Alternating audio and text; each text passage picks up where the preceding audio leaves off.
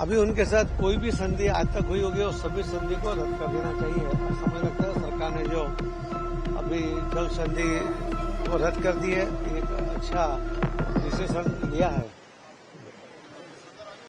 सिंधु नदी, जिसे इंडस नदी के नाम से भी जाना जाता है, एक लंबी नदी है जो तिब्बत के मानसरोवर के पास से निकलती है और पाकिस्तान के माध्यम से बहते हुए अरब सागर में गिरती है। ये नदी भारत, पाकिस्तान और चीन में बहती है और एशिया की सबसे लंबी नदियों में से एक है। सिंधु नदी में कई सहायक नदी मिलती हैं, जिसमें झेलम, चिनाब, रावी, व्यास और सतलुज शामिल है। ये नदी दोनों देशों के लिए महत्वपूर्ण है, खासकर कृषि और सिंचाई के लिए।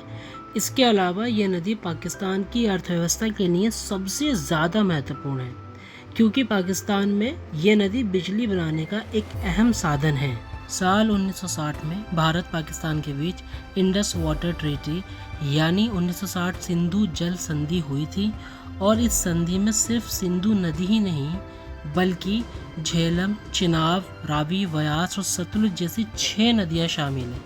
इस संधि के अनुसार रावी, व्यास और सतलुज का पानी भारत को दिया जाएगा और सिंधु, झेलम और चिनाब का 80% पानी पाकिस्तान को दिया जाएगा। ऐसे में सवाल उठता है कि भारत वाकई पाकिस्तान का पानी रोक सकता है?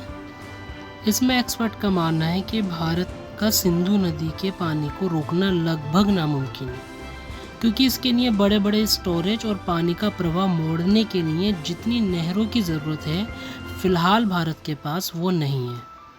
South Asia network on dam reverse के एक्सपर्ट हिमांशु ठक्कर कहते हैं, भारत में जो बुनियादी ढांचा है वो ज़्यादातर नदी पर चलने वाले हाइड्रो पावर प्लांट्स का है, जिन्हें बड़ी स्टोरेज की ज़रूरत नहीं है। ऐसे में ये हाइड्रो पावर प्लांट्स स्टोरेज बड़ी मात्रा में पानी नहीं रोक सकते। ये बस बहते पानी की फोर्स का प्रयोग करके टरबाइनों को घुमाते हैं और बिजली पैदा करते हैं। और यही वजह है कि भारत संधि के अंतर्गत मिलने वाले 20% पानी का प्रयोग नहीं कर पा रहा है। इसी वजह से भारत बड़े बड़े स्टोरेज वाले डैम बनाने की कोशिश करता रहा है, मगर पाकिस्तान ने हमेशा इस चीज़ का विरोध किया है, जिसकी वजह से भारत के कुछ प्रोजेक्ट रुके हुए हैं। एक पल मान भी लेते हैं कि अगर भारत पाकिस्तान का पानी रोक भी लेता है तो पूरे जम्मू कश्मीर में 1 मीटर तक की बाढ़ आ जाएगी। इसके अलावा अगर भारत बड़े बड़े स्टोरेज भी बना लेता है और सिंधु नदी के पानी का प्रवाह भी आसानी से मोड़ सकता है, यानी ऐसा सिस्टम बना ले जिससे एक बूंद पानी पाकिस्तान को ना जाए, तो ऐसा होने के लिए भारत को 150 से 200 साल लग जाएंगे और रिसोर्सेस इसके अलावा और लगेंगे, क्योंकि ये पानी 13 करोड़ 30 लाख एकड़ फिट पानी है। तो ऐसे में इसको रोकना बहुत मुश्किल है। तो फिर सवाल ये उठता है कि ऐसे में भारत को क्या करना चाहिए।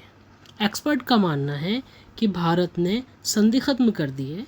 ऐसे में भारत अब पाकिस्तान को सूचित किए बिना सिंधु नदी के ऊपर अपना निर्माण कर सकता है, जिससे पाकिस्तान के ऊपर दबाव बनेगा।